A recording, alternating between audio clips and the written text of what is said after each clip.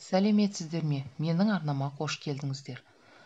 Бүгін мен сіздерге сабақта қолданылатын ерекше 10 түрлі әдіс-тәсілдер туралы айтатын боламын. Мені жоғалтып алмас үшін қоңыраушаны басып қойыңыз. Каналға міндетті түрде тіркеліңіз. Видеоларым ұнаса лайк басып, комментария қалдырыңыздар. Өз жартыңды тап әдісі. Оқытушы жұп кеспелер дайындайды. Біреуінде ұғымның немесе анықтаманың бір бөлігі, екіншісінде қалған бөлігі жазылған. Осы кеспелердің түсі бірдей. Оқушылар кез келген түсті кеспенің біреуін таңдап алады, содан кейін оның түсі бойынша өзіне серігін іздеп табады. Бірге отырып жұмыс істейді, талдау жасайды. Яғни сіздер түрлі түсті қағаздарды дайындап аласыздар. Оны ортасынан қиып бір бөлігіне ереженің немесе анықтаманы жазасыздар. Келесі бөлігіне сол анықтаманың сұрағын немесе мысалы келтірсеңіздер болады, немесе анықтаманың ереженің бір бөлігін жазсаңыздар болады. Осы әртүрлі түсті қағаздарды араластырып оқушыларға таратып бересіз. Оқушылар түстеріне қарай отырып өзінің жұбын табуы шарт. Екеуі отырып сол ережені талдайды және жатқа айтып беру қажет. 365 әдісі. Бұл әдіс бойынша 6 адамнан тұратын топқа 3 идея, 3 анықтама, 3 ереже немесе 3 мысал берсеңіздер болады. Яғни оны 5 минут ішінде тапсыруға, жауап беруге уақыт бересіз. Оны жазбаша бергеннен көрі ауызша түрде талқылаған абзал. Сонда оқушылар барлық оқушылардың жауаптарын тыңдайды, қателерін түзетеді және бір-бірін бағалайды. Қатені тап әдісі. Бірнеше шағын топтар құрылады. Әрбір топ тапсырманы алады. Бірінші топ тақырып бойынша сурет салу қажет, онда 1-2 қате жіберу керек. Ал екінші топ мәтін құрастырып, онда бірнеше сөздер тастап кетеді немесе сөйлемдердің орнын алмастыру қажет. Тіпті мәтін бойынша таратып шашуға да болады. Сол сияқты басқа топтарға да жеке-жеке тапсырма беріледі. Жұмыс 15-20 минутқа созылады. Сосын топтың барлық материалдары қайталануына 7-12 минут уақыт беріледі. Қайталаудан кейін топтар тапсырмалармен алмасып, біріндегі қателерді тауып түзетеді. Олар арнайы параққа жазып, жауаптарын беру қажет. Мені түсін әдісі. Шарты: 3 қатардан бір-бір оқушы шығып, ортада тұрған үстелге барып отырады. Оларға берілген шарт төмендегіше. Бірінші, тақырып ішінде кездесетін бейнені сомдап беру. Екінші, негізгі ұғымдардың ерекшелігін көрсететіндей қимылдар жасайды, қалғандары соны шешу керек. Дұрыс көрсеткен және шешкен топ жеңімпаз болады. 515 әдісі. Оқытушы, яғни мұғалім, оқушыларға белгілі бір мәселе бойынша талдау жұмысын жүргізуді ұсынады. Талап бойынша 5 минуттың ішінде әр топ 15 идея ұсыну шарт. Яғни бір ережені немесе анықтаманы айтқанда, соған 15 түрлі мысал келтіру қажет. Содан барып 515 деген атау шығады. Даналық ағашы әдісі. Оқушылар мәтінді жылдам, бірақ мұқият оқып шығуы тиіс.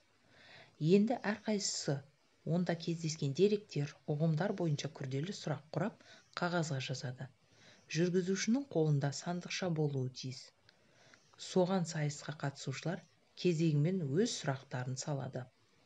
Мәтінді тағы бір рет жылдам оқып шығуы керек. Әр қатысушы сандықшадан сұрақ жазылған қағаз алып, оған неғұрлым толық жауап жазып, алдын ала дайындалған ағаш бұтағына апарып іледі. Оны дауыстап оқып беруге де болады. Басқалары сұрақ пен жауаптың дұрыстығын бағалайды. Ең әдісі. Осы әдіс тақырыптың ерекше көңіл аударатын түйінді ойын, айрықша белгілерін есте сақтауға ықпал етеді. Ол үшін әр топ берілген тапсырма бойынша өз нұсқаларын ұсынады. Неғұрлым ұнамды шыққаны жеңімпаз аталады. Алдын ала дайын тіркестер ұсынылады. Сол бойынша ойды толықтырып сөйлем құрау керек. Мысалы, қазақ тілі пәні бойынша былай беруге болады. Ең түрлі түсті сөз табы, сын есім. Ең жақсы санай алатын сөз табы, сан есім. Ең көп ат қоятын сөз табы, зат есім. Басқа пәндерден де осындай тіркестерді қолдансаңыздар болады. Мысалы, ең үлкен құрлық, ең үлкен мұхит, ең үлкен арал деген сынды.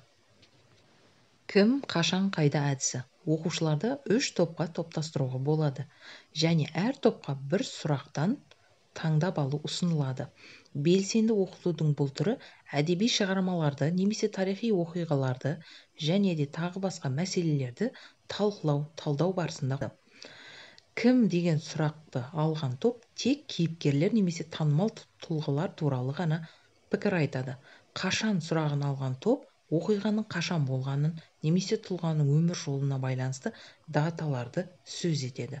Ал қайда деген сұрақ тиген топ оқиғаның қайда болғанын айтуы тиіс. Бұл бір тақырыпты бастан аяқ баяндайтын бір сарындылықтан арылтады. Т кестесі әдісі. Бір-біріне қарама-қарсы немесе салыстыруға болатын ақпарат пен пікірлерді келтіруге арналған жазу кестесі. Қатысушылар алдымен берілген тапсырма бойынша өз ойларын кестеге түсіріп, жеке жұмыс жасайды. Содан кейін жұптасып немесе шағын топта талдайды. Пікір алмаса да толықтырады.